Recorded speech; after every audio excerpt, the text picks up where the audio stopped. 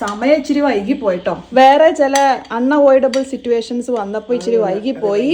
അപ്പൊ അതുകൊണ്ടൊന്നുമില്ല, നേരത്തെ കഴിക്കേണ്ടതായിരുന്നു. പക്ഷേ അതെ അതെ അതെ, എപ്പോഴും നേരത്തെ ഡിന്നർ കഴിക്കണം എന്നാണ്. ഇന്നത്തെ ഡിന്നർ ചോറും കറിയൊന്നും അല്ല കേട്ടോ. കൊറേ നാളുകൾക്ക് ശേഷം നമ്മുടെ കിച്ചണിൽ നമ്മുടേതല്ലാത്ത ബിരിയാണി. അതെ, പാരഗൺ ബിരിയാണി. അതെ ചിക്കൻ ബിരിയാണിയാണ്.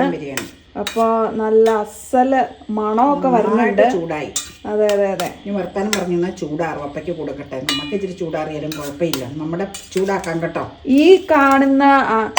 ഇത് കാണുന്ന പ്രേക്ഷകര് ബിരിയാണി ലവേഴ്സും നൂഡിൽസ് ലവേഴ്സും ആരൊക്കെയാണെന്ന് പറയണേ. ഞാൻ എപ്പോഴും ഒരു നൂഡിൽ ലവറാണ്. അപ്പയ്ക്ക് നൂഡിൽസ് എനിക്ക് നൂഡിൽസ് ഏറ്റവും ഇഷ്ടം. നൂഡിൽസ് അപ്പ എപ്പോഴും പറയില്ലേ. അപ്പൊ ഇനി അപ്പയ്ക്ക് കൊടുക്കാം. അതൊക്കെ എടുക്കാനുണ്ട്. ചമ്മന്തി ഉണ്ട്, ഇഷ്ടം പോലെ സൈഡ് ഡിഷുകൾ ഇരിക്കണം. അങ്ങനെ ഞങ്ങൾ കഴിക്കാൻ തുടങ്ങി. ചിക്കൻ ബിരിയാണിയാണ് കേട്ടോ.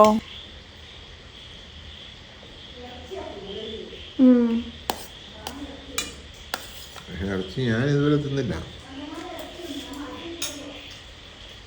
അപ്പൊ എനിക്കുള്ളതും അമ്മയ്ക്കുള്ളതും അവിടെ വിളമ്പുവാട്ടോ.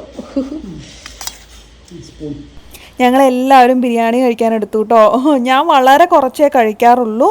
അതേ ഞാൻ സ്പൂണിട്ട് ഇളക്കിയപ്പോഴാണ് അതിൻ്റെ ഇടയിൽ അത്യാവശ്യം ഇച്ചിരി വലിപ്പമുള്ളൊരു ചിക്കൻ പീസാണ് കണ്ടത്. പിന്നെ ഞാൻ ആലോചിക്കുമായിരുന്നു അത് ഞാൻ ഇപ്പോൾ കഴിക്കുമോ ഇല്ലയോ എന്നൊക്കെ ആലോചിക്കുമായിരുന്നു. പിന്നെ രണ്ടും കൽപ്പിച്ച് ഞാൻ വിചാരിച്ചു കഴിക്കാമെന്ന്. കാരണം അന്നത്തെ ദിവസം വേറെ ഫുഡൊന്നും ഹെവി ആയിട്ട് അങ്ങനെ കഴിച്ചിട്ടുണ്ടായിരുന്നില്ല.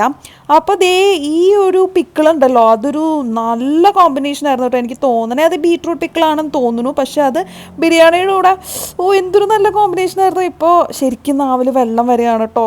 കൊതി പറഞ്ഞു ഇപ്പോൾ എനിക്കിത് കഴിക്കാറായിട്ട്. ബിരിയാണി ലവേഴ്സിന് ഇത് കണ്ടപ്പോൾ കൊതി വരുമെന്നറിയാം. നിങ്ങളിത് കാണുന്ന ഉച്ച സമയത്തായിരിക്കുമല്ലോ.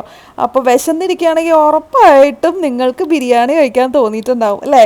ഇത് കണ്ടിട്ട് എത്ര പേരാ ബിരിയാണി കഴിച്ചതെന്ന് പറയണേ.